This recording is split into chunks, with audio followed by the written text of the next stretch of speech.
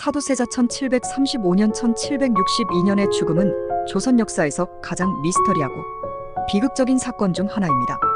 그의 죽음은 단순히 왕자의 죽음이 아닌 정치적 음모와 가족 간의 갈등이 얽힌 복잡한 이야기로 오늘날까지도 많은 사람들의 관심을 끌고 있습니다. 어린 시절의 비극. 사도세자는 영조의 아들로 태어나 왕위 계승자로서의 기대를 한몸에 받았습니다. 그러나 그의 어린 시절은 결코 순탄치 않았습니다. 아버지 영조는 매우 엄격하고 완벽주의적인 성격이었으며 사도세자는 이러한 아버지의 기대를 충족시키기 위해 많은 압박을 받았습니다. 영조는 사도세자가 조금이라도 실수를 하면 가차없이 질책하곤 했습니다. 정신적 고통과 이상 행동. 사도세자는 점차 정신적인 문제를 겪게 되었습니다. 그는 종종 환각을 보고 극도의 불안과 공포에 시달렸습니다. 이러한 증상은 그가 성장하면서 더욱 심해졌고 결국 그는 주변 사람들에게 폭력적인 행동을 보이기도 했습니다. 사도세자는 자신의 방에 칼을 숨겨두고 밤마다 이를 꺼내 휘두르며 두려움에 떨었다고 합니다. 가족의 갈등과 정치적 음모. 사도세자의 이상 행동은 궁중 내에서 큰 문제가 되었습니다.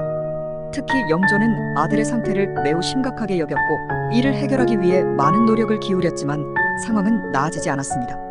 이때 궁중 내외에서는 사도세자의 상태를 두고 다양한 소문과 음모가 돌기 시작했습니다.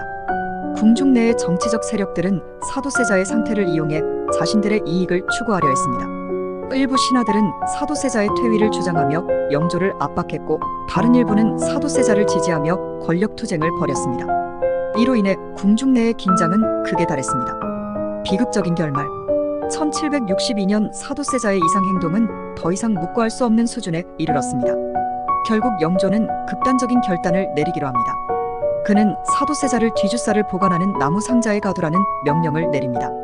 이 명령은 사도세자를 물리적으로 처벌하는 동시에 정신적인 고통을 가중시키는 잔인한 방식이었습니다. 사도세자는 8일 동안 뒤주에 갇혀 음식과 물을 전혀 공급받지 못한 채 고통 속에서 죽음을 맞이했습니다. 그의 죽음은 조선 역사상 가장 비극적이고 충격적인 사건으로 남게 되었습니다. 사도세자의 죽음 이후. 사도세자의 죽음 이후 그의 아들 정조는 왕위에 오르며 아버지의 명예를 회복시키기 위해 많은 노력을 기울였습니다. 정조는 사도세자의 억울한 죽음을 밝히고 그의 업적을 기리는 다양한 정책을 펼쳤습니다. 정조의 이러한 노력은 사도세자의 비극적인 삶이 단순한 비극으로만 남지 않도록 하는 중요한 역할을 했습니다. 사도세자의 죽음은 단순히 한 왕자의 죽음이 아닌 조선 사회와 정치의 복잡한 면모를 보여주는 사건입니다. 그의 이야기는 오늘날까지도 많은 사람들에게 흥미로움과 동시에 깊은 슬픔을 안겨주고 있습니다.